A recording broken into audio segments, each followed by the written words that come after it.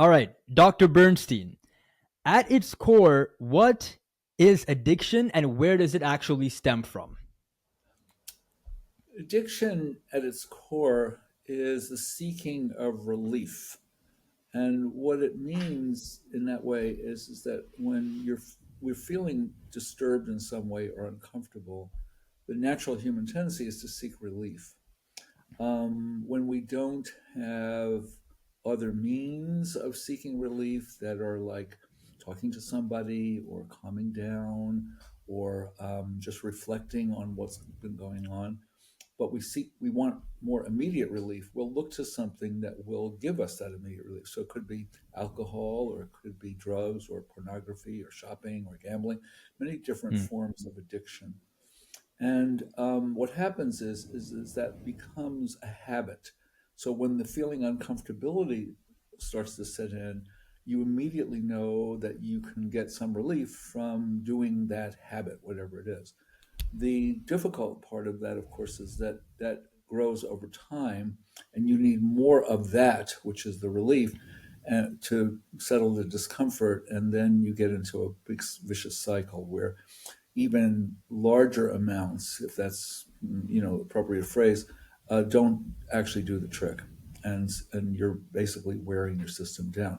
So where it stems from is a sense of a sense of discomfort, and I would say even better than that or deeper than that is a sense of disconnection. So disconnection from others, disconnection from um, any kind of connection to your spirit, or if you have a belief in God or higher power, and really ultimately disconnection from yourself, because you're not really going into the issue and dealing with it directly.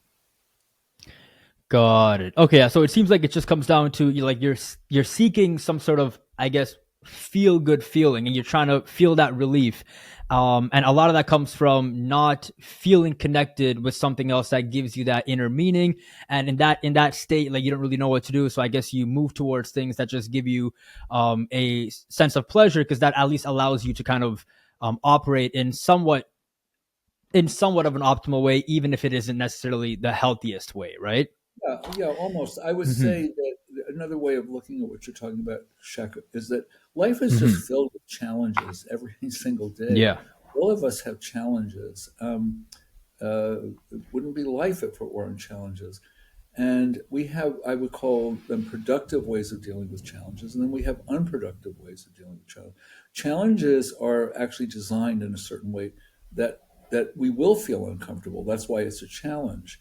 And in my work with people, I work with people so that they see challenge as actually an opportunity for growth instead of an escape, right? Hmm. So addiction goes down that road of I want some escape, and rather than I want to really deal with the challenge itself and what it's presenting to me by way of my growing. So I'll give you an example. I've been working with visionary founders, people who have a really great vision that could actually help a good deal of humanity, tend to be quite young, very motivated, very smart, and they have a lot of unproductive habits, everything from procrastination to serious addiction. And you can be addicted to procrastination, where they Hmm. just put things off. So they're actually getting in their own way. And when we can establish that, like, you have a dream, but you keep doing these things that are getting you in your own way, because when you feel uncomfortable, when a challenge arises, say you have to fire someone or you have to ask, someone for a lot of money, you feel uncomfortable, you take an Yeah. easy exit by way of an addiction that you have. And that doesn't solve the issue, and that doesn't move you forward. In fact, it actually keeps you stuck. Hmm. Yeah, that's a really interesting, I guess, shift in your paradigm, right? Like viewing it as something that's a challenge versus something that's actually like you're trying to escape. Now, a quick question. Are there people that are naturally more susceptible to falling into patterns of great addiction? Or is it just something that, again, strictly comes down to feeling disconnect? Well, it's a really good question. It's hard to, I would be hard pressed to make a generalization of that, because I think it goes back to how you were educated, how you were brought up, how you view challenge.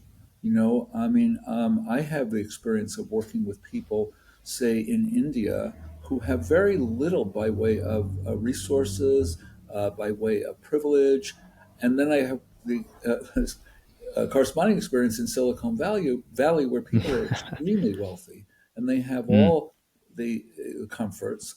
And in one sense, in one way, uh, in either situation, they can be adapt themselves to challenge, or they can't be. So I don't think it's a generalization, something you can make a real generalization about who's susceptible.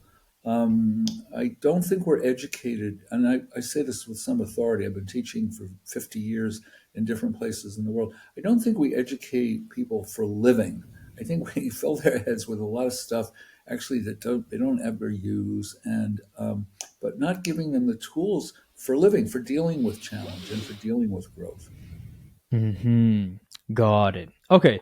Now, speaking of India, you Yeah, mentioned in your blog post that you like there are two philosophies that you go into, right? Which can be a trap when it comes down to people falling into addiction. So, can you break down those two philosophies that you spoke about, and why is it important to understand when we're talking about bad addictions sure. Well, I think what you're calling philosophies are two different states, actually. One is states? called, and this is in Sanskrit, so this comes from the Indian scriptures, the Vedas. My wife and I are both long-term students of these scriptures. Um, so the two states that you're talking about are raga and devesha. Raga means attachment. I want this. I need this. And dvesha means aversion. I don't want that. I don't want that. That's not what I want. So most of us uh, get very stuck in our lives of wanting something or not wanting something. Oh, I like this. I want more of it. I want more money. I want more sex. I want more food. I want more friendship. Or I don't want to be uncomfortable. I don't want to be cold. I don't want, and they're pushing away, or they're pulling, pushing, pushing, pulling. That push pull is actually not living in the moment. I'll explain what I mean by that in a minute. Hmm. And so it is the cause for suffering, because we can't control what comes to us, and we just have to know how to deal with it. So I'll give you a good example. On a basketball court, for instance, I work with a lot of athletes, Olympic athletes to little leaguers. On a Mm. basketball court, if someone passes you the ball, you don't go, "Oh, I didn't like that pass." You don't pass to me like that. You don't do that, okay? Because if you do that, you're going to lose the game. So it's accepting. Sports are a great analogy for this, because athletes Hmm. know how to be in the moment, and so this comes to the core of the issue, which is really the best place to be is in a place of acceptance, not raga, attachment, devesha, aversion. Just accept this. This is what's happening. I accept it. So important that you don't confuse acceptance with like or love. You don't have to like it. You don't have to love it. You just accept it. Plants in the garden, if it's really raining, plants don't go, "Oh, too much rain." They don't do that. Yeah. Okay. Hmm. And here's the deal. You mentioned about India. So I'm also a long-term student and practitioner of Indian medicine, Ayurveda. It's all nature. We're part of nature. As we are part of nature, that means we just accept what comes to us as an opportunity for growth. Okay? Hmm. That's the real deal. We're not trying to push around reality. Got it. Now, how does someone get into that mindset? I guess, for us, like if you're in the West, yeah, I guess you're kind of surrounded by a bunch of stimuli, right? That tends to take you away from that state of being in acceptance. So how does one really practice getting into that state, just being in our current society? Well, I want to say something about what you just said. Nothing is taking you away.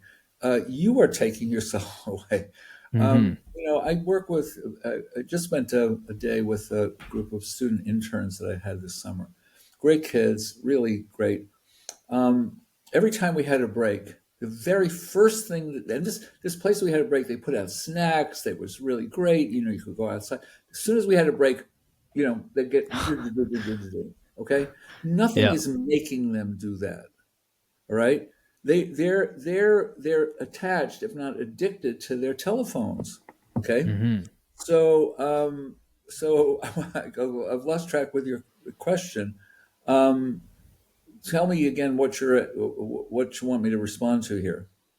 Yeah. So like, because oftentimes like you're saying that you want to like stay in a state of just being in acceptance, right? Not playing in that Right. um, Yeah. push and pull game, but we're surrounded by a bunch of, I mean, specifically, let's say for the younger generation, right? Because there's all kinds of stimulation that comes in the form of screens and just Sure. the Sure. way that our society is set up, right? So like, how do you get into that state of being in acceptance when you're surrounded by all this stimuli? Well, this is an incredibly basic answer. You learn to be connected to your breath. There Why? we go. You really watch, and you could. I would encourage you, Shaq, yourself.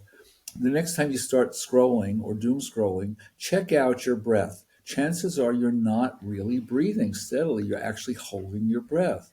Okay. Now, Hmm. I didn't invent breathing. Thousands of years ago, all the Eastern arts of meditation are based on the breath. Why is that? Because when you are breathing continuously and steadily, you are in a state of acceptance. You are in a state of presence. You are in a place where you can move from. The present is the field of action. The past is gone, future hasn't come. Present is the field of action. So another Hmm. example, I work with a lot of test takers. So I'm a performance psychologist. You may have said this already. I'm a performance psychologist. I'm not a therapist. I have focused for the last 40 years on what it is that people need to do to perform at their best, at whatever they're doing, whether they're a rock star or they're an athlete or they're a lawyer or a dentist or a parent. So I've worked with all of those people over the last 40 years. What they first need to do is get themselves into the present moment. And when you're talking about acceptance, if you're not in the present, you're just going to be thinking about what you want it to be or what you didn't want it to be. Again, raga devesha, and you're not in a state of acceptance. Okay. Again, Hmm. think of the athlete. On the court, they accept what's happening and they go with it. We should all use that model. Yeah, yeah. I mean, pro athletes they talk about this all the time, right? How like breathing is extremely important. Like I'm not sure if someone like a Novak Djokovic. He talks Yes, about breathing quite a bit, right? So like he that's does. really important in his thing. Yeah. Yeah. So speaking of breathing, like okay, this might sound kind of weird because obviously we breathe all the time, right? But like, what is like the right, flow and type of breathing style that people should engage in if they want to get into the present moment? Like, Yeah, how would sure. you tell them to approach Well, it? it's a good question.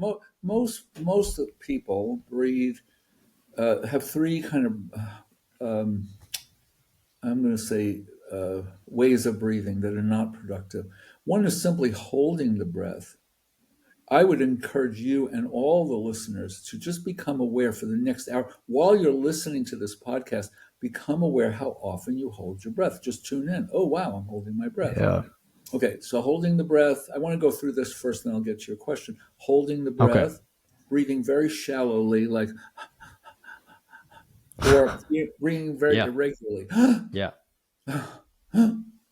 Okay, it's so simple. First thing to do is just let the air out. It's like kind of squeezing the balloon, meaning you don't have to do anything, you don't have to push it, just let the air out, exhale. So first thing I work with people on is tuning into the exhale. Why? Because most of the time people are in some way holding their breath. So you exhale. So feel the exhale go down. Do it now. And if you're listening or tuned into this podcast, just do it now. Exhale. Good. And now inhale. So you're exhaling down. The belly breath generally is better, but don't stick out your belly. Don't think about your waistline. None of that. Just just breathe. Okay. Inhale, exhale. Now I'm gonna add to this a little bit. Hmm. There's another tool that's very important here for staying in the present toward accepting, and that's what I call grounding. Grounding means actually do this now, feeling the chair you're sitting in, against your legs and your butt and your back, and feel the floor supporting your feet if your feet are on the floor. Right? Now combine both. Exhale, and as you exhale, let it go down, and as you're exhaling, feel the chair, feel the floor. Good. And now inhale and exhale. It's so simple, right? What happens is our mind starts to take off in some direction or another, usually to the past or the future, and we lose the connection to the here and now. How many people have been driving on a freeway, for instance, and suddenly you kind of wake up, where have I been for the last 5 minutes? When I do this in front of any Hmm. audience all over the world, most people raise their hand. Well, think about it. That's incredibly dangerous. People are not being present. It's a wonder that there aren't 40,000 million accidents. And I'll tell you another Hmm. thing. My wife and I spend half the year in India every year, and the driving is just, from an American I've point of been view, there. it's, yeah, of course, it's insane. Now, I wouldn't Yeah. label it that. Why? Because people just adapt to it. There's no, you do hear horns, but if you were to do that Hmm. here, people would be screaming at each other. They Yeah. just Yeah. accept it. They just go with the flow. So anyway, so that, but I say regularizing, deepening the breath. Again, the meditators for thousands of years have been telling us this, and we're still not getting it, which is, it's Hmm. so simple. Yeah, that's really interesting. Now, is there a reason why people tend to just hold their breath? Like, is it simply because they're, I guess, waiting for something to happen, so they're like not again in the present moment? Like, is that the That's, main reason why people hold well, their breath and stuff like that? that's, I don't know if it's the main reason, but it's definitely a reason. Waiting for something you want to happen, right? Yes, Hmm. you've already projected yourself into an unknown and it hasn't happened future, right? Or something's happening that you didn't want to happen, or you just want to be in control in some way. So that there is that kind of holding rather than in the flowing, right? So imagine you're in a river, and while you're in the river, you throw down an anchor. The river is going, but you're stuck. So the key is to be able to really, truly, deeply trust the flow of life of which you are in. But most people have a hard time with that because there's nothing wrong with them. There's no, don't have psychological issues they can develop. It's just because we're not trained that way.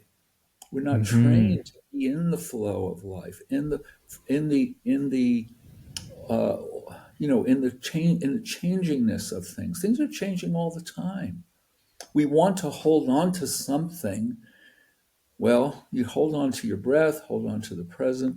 It sounds incredibly simple, and I'm sure there are people listening or watching this podcast who are rolling their eyes and going, "I don't know, this guy." I've had all that happen. Uh huh. It's not coming from me, folks. I mean, this has been around for a few thousand years, and I want to tell you something. This is important. I'm saying this. This is my 78th year on this planet. I'm That's saying this. wild. Yeah, I know. Well, No, like well, you're on point. Trust me.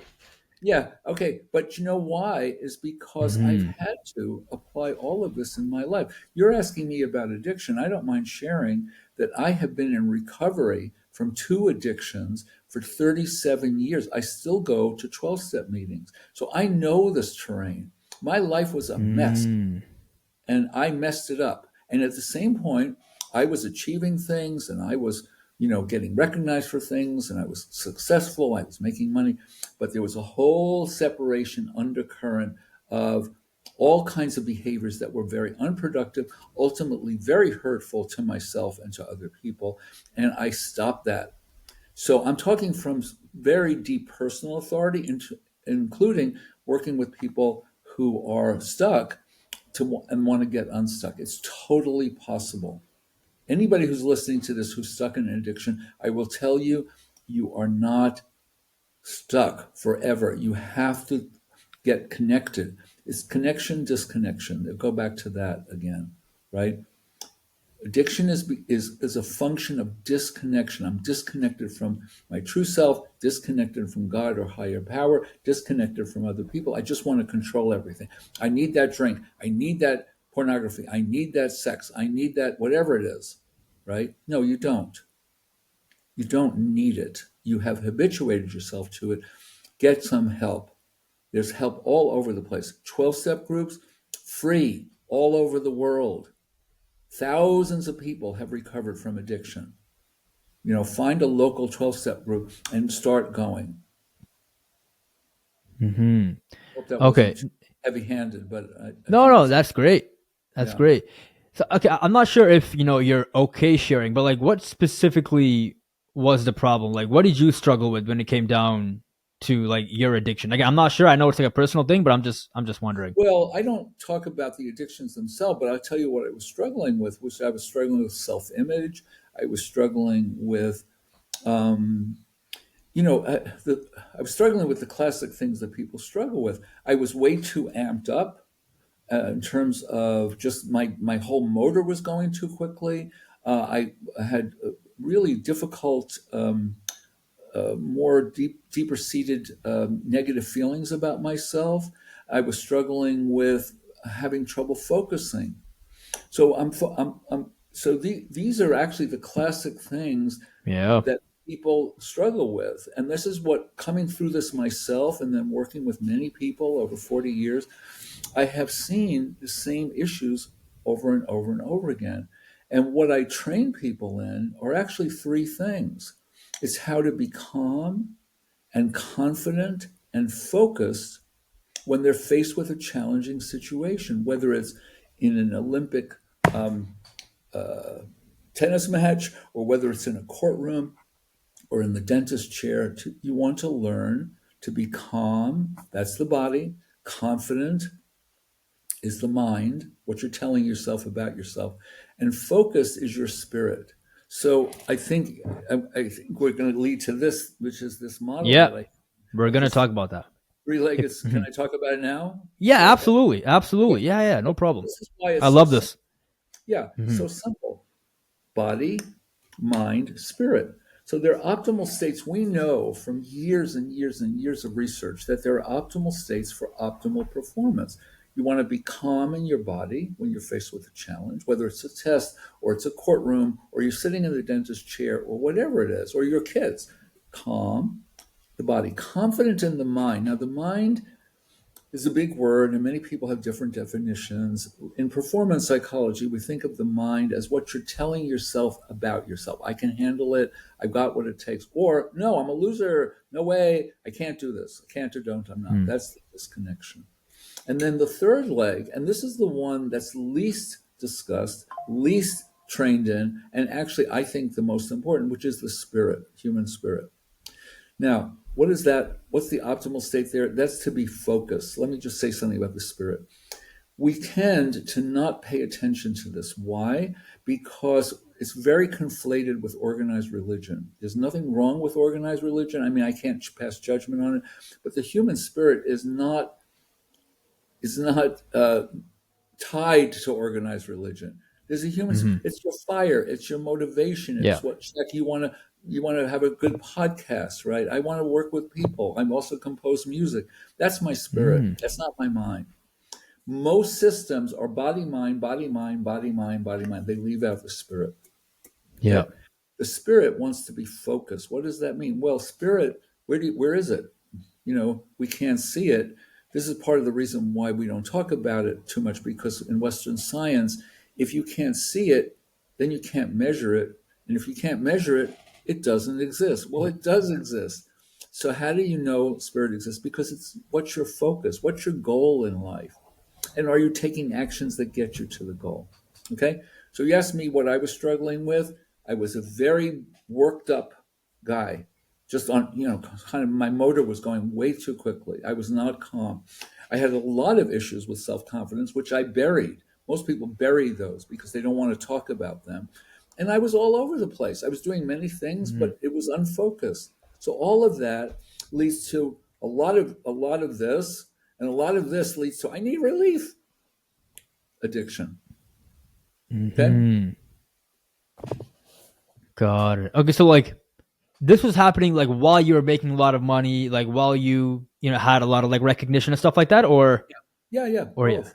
Yeah, it was. It was. And Interesting. that, see, look, here's another thing. This it's not from me. Hmm. This is from the oldest scriptures, the Indian scriptures. It's a unity. It's one. The whole thing is one. And quantum physics say the same thing. There is no disconnection anywhere. We don't perceive the interconnectedness of everything. Einstein was reputed to have said, separation is an optical delusion.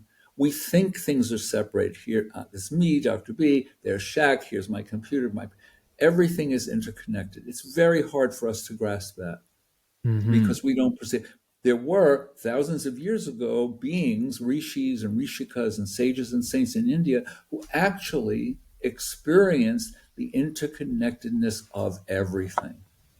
In fact, they Yeah. created a system of medicine, Ayurveda, you're probably familiar with it, where they experienced that the leaf on that tree could cure the arthritis in my left shoulder.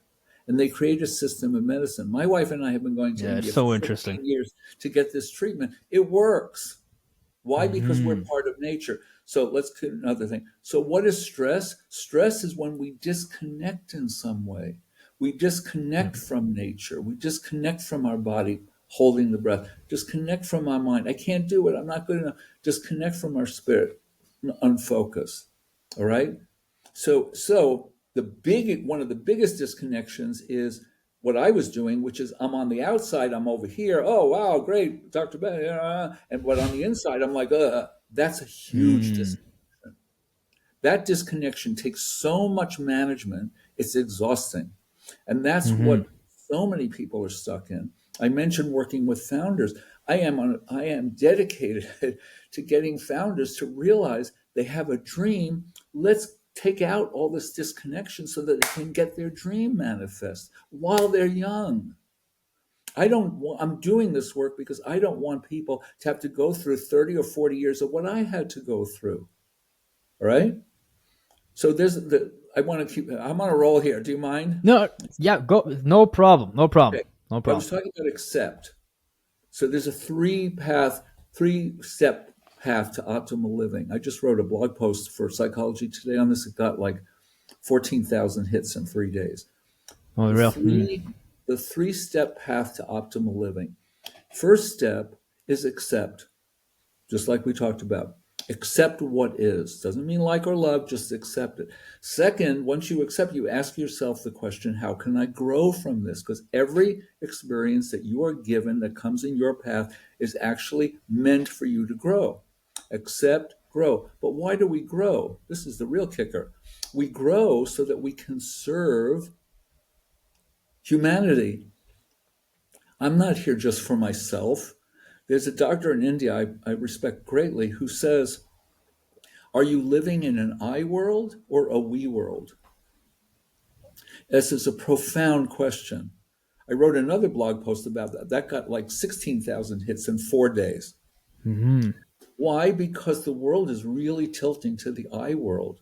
Look at just what's going on, right? I'm sitting in California, in the United States. There's a big I that's really taking over, but it's a we world. So we accept, we grow. So why do we grow? We grow in order to serve the greater good, so that this whole planet, this whole experiment, human experiment, can actually continue, can flourish. I'm not here for myself. I'm here for the next generation. So are you. Okay. Hmm.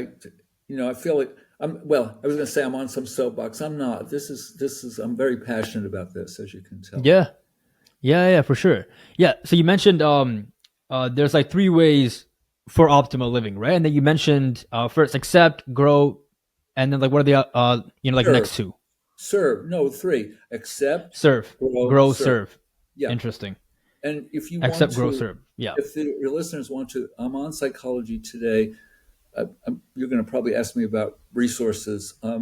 Yeah, I have a Yeah. blog post on psychology called "Be Your Best," and there's an article about all different articles about all these things. Got it.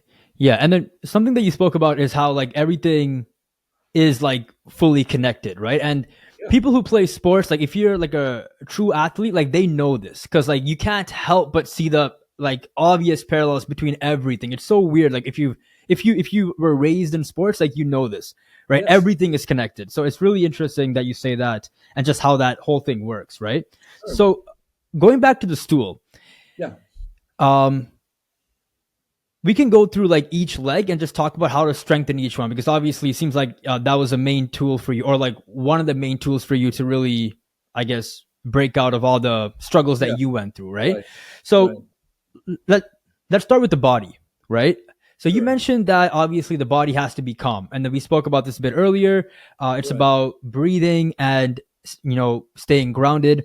Outside of those two tactics, is there any other thing that you would tell Yeah. people if they want to get more calm? Yeah. There, there are basically, Shaq, there are three tools for each of the legs. So how do I know Okay. this? I didn't invent them. I just studied many different systems over the course of my own personal life and professional life. And I realized that they're all talking about the same thing. So I didn't invent the tools. Certainly didn't invent breathing, but I did start to see the commonality of many, many different systems.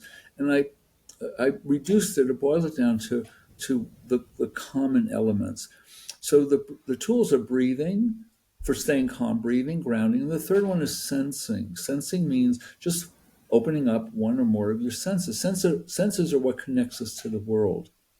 So you open up your sense of touch. You can just do this now, feel the clothing on your body. Or if you're watching at home or in the office, open yourself to where shadow and light is. You can open up any sense of touch, sense of hearing, sense of smell. A very good one to open up is your sense of taste and smell when you're eating. People certainly in the US often eat Mm-hmm. like they're at the gas station. Petrol, fill it up, and then they take off.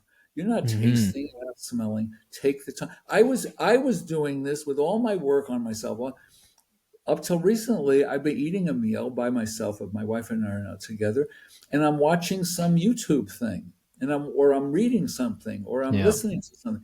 So a friend of mine said, "Hey, Dr. B, turn it off. Just eat the food."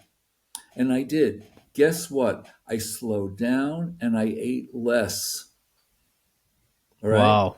So a person like me who wants to lose 15 pounds, needs to lose 15 pounds, that was revolutionary. And I've been doing this for a long time. All right. So that sensing, grounding, breathing, that puts you in the present, in your body. In the mind, the tools in the mind and the spirit are more complicated than I can go into here. It's all in my book. I have an online course. People are welcome to, or a lot of it's on my website. But in the mind, the disconnection is you're saying something negative about yourself to yourself. It would start with "I can't," "I don't," or "I'm not." "I can't do this," "I can't handle it," "I'm not good enough." Okay? Notice all of those statements are self reflective in a negative way. I'm not saying "I'm not a car." No, I'm not a car. I'm saying "I can't handle this." "I can't do this." I'm not. So, where you have a thought where you're putting yourself down in a certain way, you're disconnecting from the best part of yourself that is capable.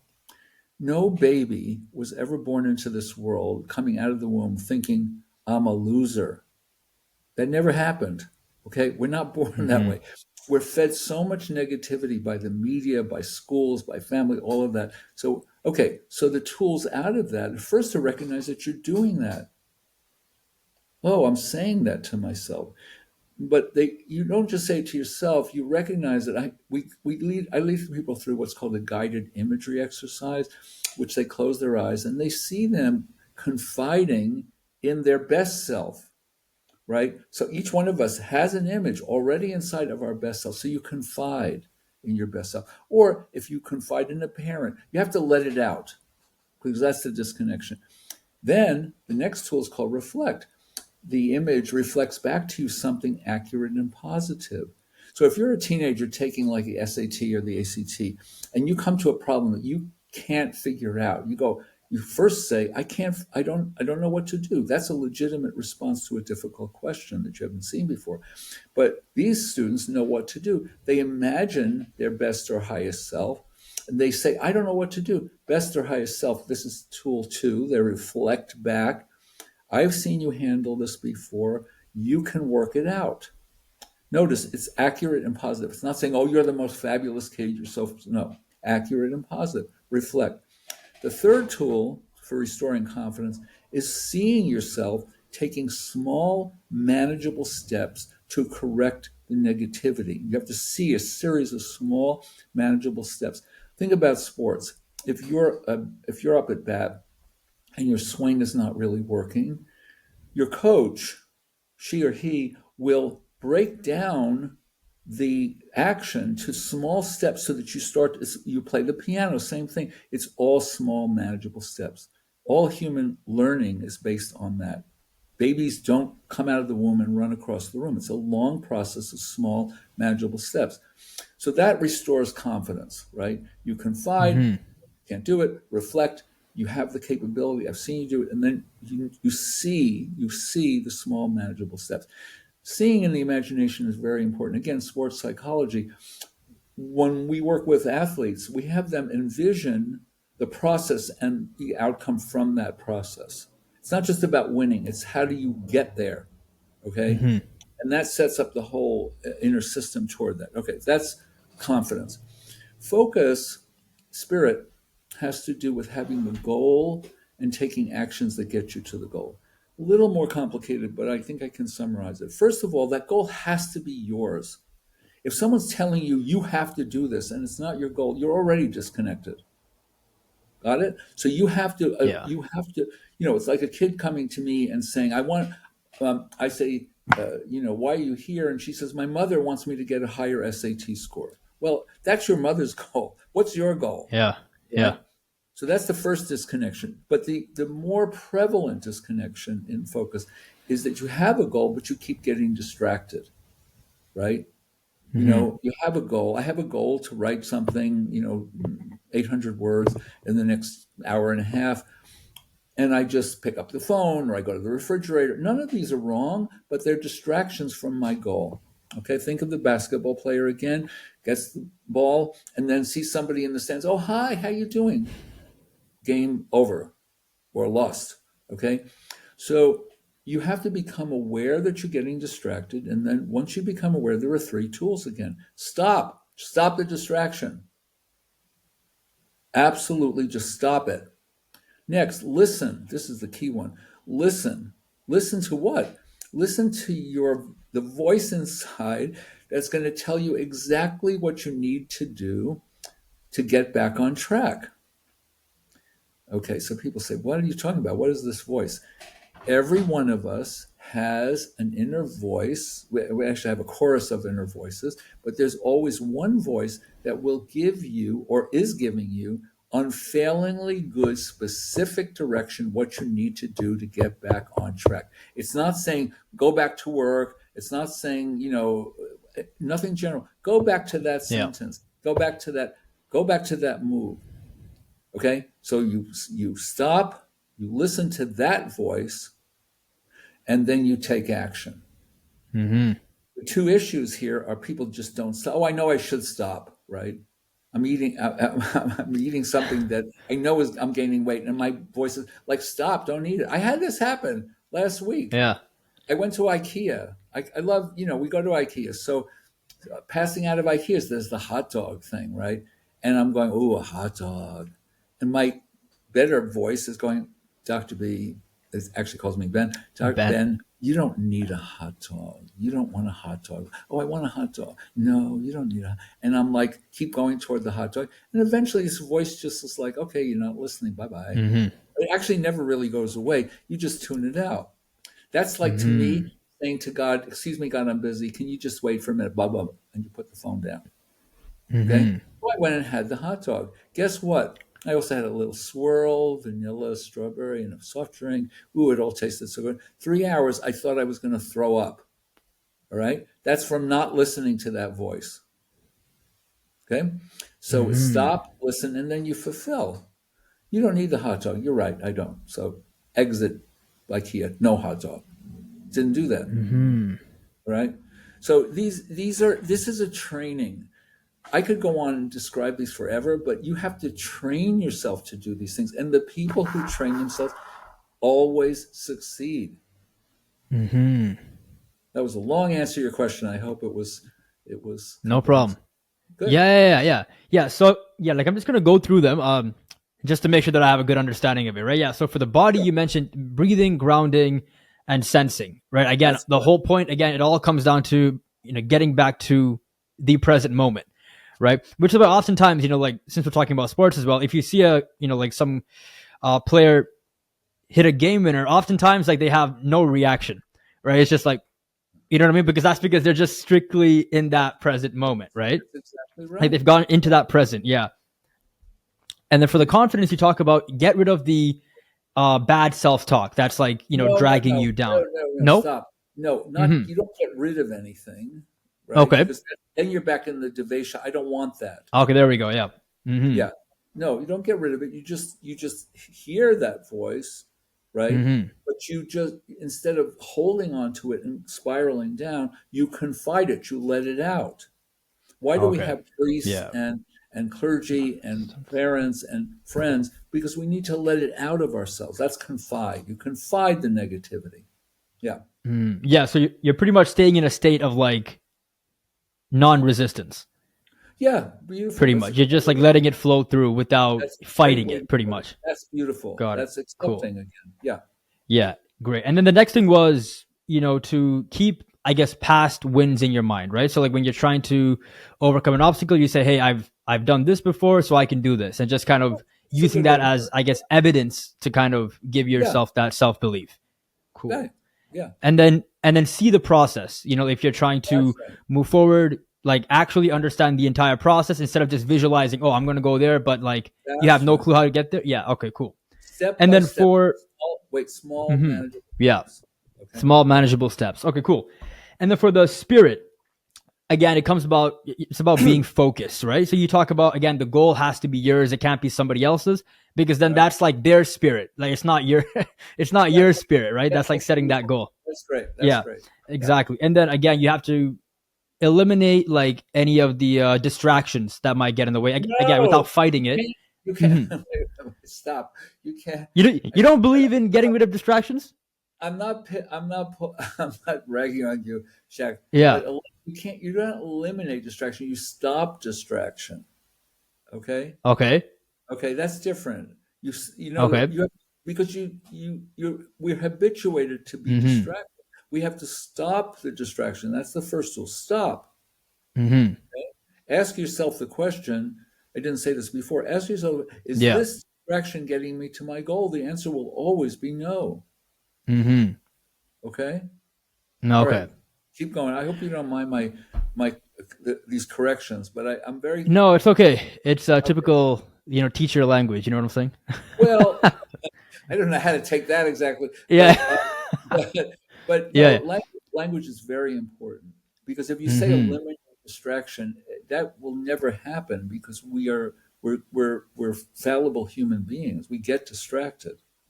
Mm-hmm. Okay, yeah, Yeah. you So know it what? seems like again. Yeah. So it seems like again, like the whole thing, it comes down to like staying in that state of flow and not like reacting Okay, to certain stimuli.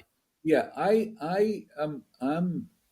know what you mean by staying in the state of flow, but I have found over the years that that word is not really well understood by many people in the state of flow. Like, ooh, sounds good. What is it? Okay. There's been a lot of work on flow. Mm-hmm. There's a very famous book about it. I just boil it down to stay in the present. Okay. Okay. Not exactly the same thing. I understand that. But unless you're in the present, how could you be in the flow? Mm-hmm. Okay. So, Yeah. So again, it pretty much, ties back into what you were talking about earlier with breathing. It comes yeah, down to like that. Okay. Cool. Yeah. everything. And then the next thing was, oh, sorry. No, everything comes back to breathing. Everything Yeah. comes back to breathing. Yeah. And then obviously after that, like listen to that inner voice, because That's like you tend to know what you should and shouldn't do, but right. like people tend to just not listen to it, right? So again, just like listen to your inner voice and just trust that, because it tends to give you the, I guess, right advice if you listen to it, Exactly. right? Yeah. Got Yeah. it. And Okay, that well, was a so really hang on. You missed go one. ahead. So it's stop, listen and fulfill. You have to fulfill the inner voice. Just listening to it is not enough. Mm-hmm. Fulfill means you follow its direction, Yeah. right? My inner voice was leave the store. And I went to the hot dog stand. Yeah. Nothing bad or wrong. I'm not a bad or wrong person. But who got Mm-hmm. nauseous 3 hours later? Me. Mm-hmm. Okay. Right. God. Okay. Yes, that was a pretty intense breakdown of your little stool. You're talking about for the state, but that's important though, because I mean, again, like you mentioned that you went through a pretty significant journey when it comes down to breaking out of Very like significant. inner suffering and addiction and stuff like that, right? So it's Very. really important. Yeah, but I'll tell you something else. Yeah. That was one phase. The next phase was my marriage for the last 32 years to one Mm-hmm. person. And if you really want to get challenged, partner up with somebody and commit yourself to that partnership, because Yeah. all kinds of things are going to come up, because all you want to do for a long time is change the other person and they want to Mm-hmm. change you. Guess what? Yeah. That's not accepting. Mm-hmm. I just submitted an Yeah. article to New York Times has a column called Modern Love every week. It's a great column. And I submitted an article, and the title of my article is After 32 Years of Marriage, We're Finally Falling in Love. We're actually really enjoying ourselves now, but it took us a long time to get there. It's a whole other You think story. so? Yeah. You Oh, think I so? know In it. our generation? Well, Well, I mean, I guess my generation. That seems to what be a problem are with you like Gen Gen Z Z. or I'm X? Are Gen you Z. Gen Z? I'm Gen. So You think I'm Gen X? No, I'm Gen Z. what's your what's your question Well, about Gen that's a first. That's a first. What's your question? No, I didn't think you're Gen X. What do I even know about Gen X, Y, Z? What is your Yeah. what is your point about Gen Z? I didn't get it. No, no, because you mentioned that there was like an article that spoke about how we're slowly starting to understand the importance of like I guess partnership and love and Yeah, stuff like that. But yeah, like if you look at I guess relationships in specifically younger generations, that tends to yeah. be a major problem, right? Like it's really I, hard for people to commit, and they create like different types of like different types of relationships to kind of I guess not commit. You know what I'm saying? yeah, no, that's a very, very profound point you're making, Shaq. Very Mm-hmm. profound.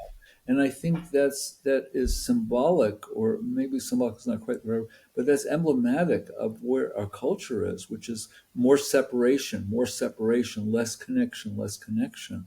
So you're caught in a riptide of pulling apart rather than coming together. You know, that's a very Mm-hmm. profound thought that you're having there, and I appreciate it because it helps me understand something. Yeah. Yeah. Obviously, that's a whole new topic. We can, I guess, What Gen am I? Like Gen R or Gen I Z? I don't know. You're 78, right? Yeah, I'm 78. Yeah. Okay. You might be a boomer. Right? Oh, I I am a think boomer. you're. I'm I Okay. definitely. Yeah. Oh, I'm an absolute boomer. My father got out of the army. My parents got married. My mother was 18. My father was 20, and 1947. Yeah, I'm a classic boomer, right? Boomer. Yeah. Yeah, okay. Yeah. So like, I'm not sure if that's the actual name for that generation or if they just It created that as is. like Of a course it nickname. Is is. it actually? Well, that's Yeah, funny. I think. yeah, Okay. Okay. Dr. Bernstein. Yeah. Sadly, our time is slowly coming to an end here. I just want to quickly talk about, I guess, one more thing. Go for it. If we can, we have like 10 minutes left. So we'll talk about one more thing because I think this is really important. So in your blog post, you mentioned how, again, it's kind of important to kind of figure out a way to find a replacement for your current addiction, right? Because Right, it's hard to just move away from it because, again, you're going to have that void without right, engaging in that specific right, behavior, right? right, So we right. can talk more in depth about this, but I guess one thing that I really want to talk about is drugs because with drugs it gives you such a strong dopamine release That's that correct. it's nearly impossible to find any other natural source that gives you that level of pleasure, right? And as your brain gets used to that behavior and like that reinforcement, like you just can't see anything else, right? Right. So what happens with that specifically? Like, can you replace that behavior, or like how do you get out of that? Because that's a really, Well, really tough one. well, the assumption, excuse me, I think the assumption you're making is that high, that kind of high, is a good state to be in. It's not. It's very, very unreal in a certain way because Yeah. we don't live in that state. So you have gotten one has gotten habituated to that state. And if you're asking, well, how can one stay in that state? I don't think you can. I mean, the only other, well, let me put it this way. There is another way, but that's to go the complete spiritual route until you completely merge with everything, and then you're naturally. But that's not that kind of dopamine. That's actually bliss. That's peace. Okay, Hmm. so the opposite of Enlightenment, what. I guess. Yeah. Yes, but the real thing is that that's peace. The opposite of what you're talking about, which is frenetic dopamine. This is great. The opposite of that is peace. Hmm. Okay, and the spiritual traditions all over the world really that's their goal is attaining a state of peace. And wouldn't that be nice if we had that all over the world, right? Okay. Hmm. So I think when you're caught in that trap of that rip, it's like a riptide of I need more and I want to keep this up and I want to keep that you can't replace that with anything other than a habit that's leading you to more peace. So that would be what we're talking about, learning how to calm down, learning how to connect with people, to connect with your better self, learning how to stay focused. These are processes. There's no quick fix. However, having said that, there is definitely a result that you can attain. Everyone can attain it. And I'm saying this from personal authority. You can attain that state of more peace, of more gratitude, of more living in the moment. But you have to really work for it. But it's totally possible. If you're listening to this and you're thinking, no, I don't know, it's true for him, not me. I would just welcome you to go to find a 12-step meeting, find a clergy person, find someone you can talk to about this, because there's so much help available there, especially these days. We really need that connection. Hmm. Just to connect. It's, E.M. Foster, very famous author, had two two-word phrase, only connect. Only connect. That's what we have to do. So I say once you the first step in a 12-step program is you come out of denial.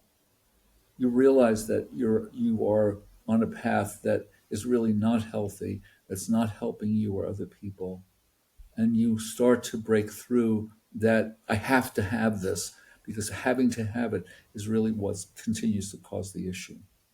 So I Hmm. so appreciate you, Shaq. Maybe you'll have me back. We can talk more. Yeah, yeah. I'll definitely look more into your stuff, and as this podcast grows, maybe we can extend it to 2 hours and I would dive love it. deeper into it. I would love it. I'm Yeah, going to have, you're a great model for me because everyone's been encouraging me to have a podcast, and I will yeah. at some point. But Yeah, then it's like it's such an interesting thing for me as well, because I get like like a hit from doing this stuff, because it's like stimulation, you know what I mean? So like yeah, talking about different subjects and topics, I love it. So it's just obviously, I mean, and it's one of the best ways to spread, like, I guess, high well, quality information if that's your goal.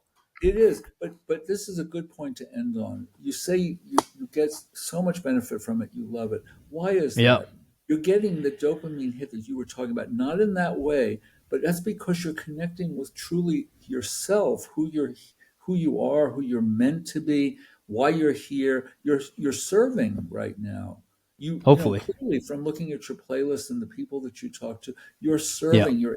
When we're in service in some way, it can be on any level, one to one, community, family, the nation. When we're in service, then we're getting true fulfillment. Then we're getting true Hmm. fulfillment. So I really applaud you for following your own North Star and staying with it and doing what you're doing, because you're providing a service for many people now.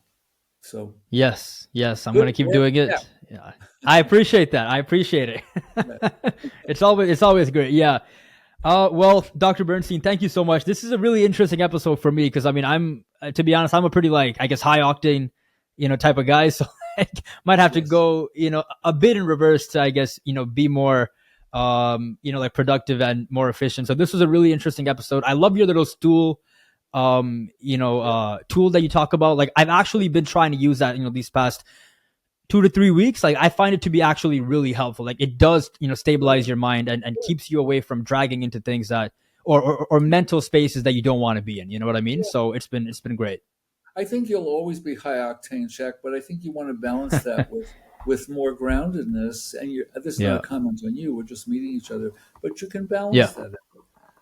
Yeah. You were you people may want to know more where they can find out more information about all this. Can I give that? You Absolutely. Yeah. That Yeah. was going to be my last question, but yeah, go Oh, ahead. thank you. So my website is D David Robert Benjamin DRB your YOUR best.com. DRByourbest.com.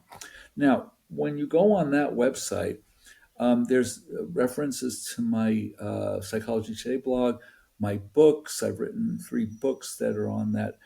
There's also something called the BPI. I just want to call viewers' attention to this. DrBeYourBest.com/B boy P Peter I Irving BPI. That's a very handy, very robust self-diagnostic inventory where you can get a reading on your three-legged stool under stressful conditions. How calm are you? How confident? And you get a real reading I about saw like that tool. Yeah. where the imbalance is. So I would strongly encourage readers to go, viewers, sorry, to go to that place on the website. Take the BPI. It tells you how to interpret it. It can be very helpful. So all of those places, Psychology Today blog, be your best with actually be your best is the title of mine, and then people can just contact me through my website. And if you know a founder, particularly, I'm very much in that place right now of really passionately wanting to work with people who have a real vision that can Hmm. benefit humanity, and work with them to get out of their own way so they can realize their vision and help people. Absolutely. Yeah. And then if you can send me those links, I'll just Yeah, like post it down below and people can go and check it out I if will. need I be. will. I will do that. Great. I Thank appreciate it. Okay, yeah, Dr. Bernstein, this was wonderful. Thank you so much for this. And yeah, we'll do this again after the channel, has a significant boost in growth, and it'll be And fun to do it again. I'll put that in my prayers, and as we say in India, namaste. So Thank thank you. you. Thank you. Namaste. Thank you so much. Yeah, you have a great day. I really appreciate this.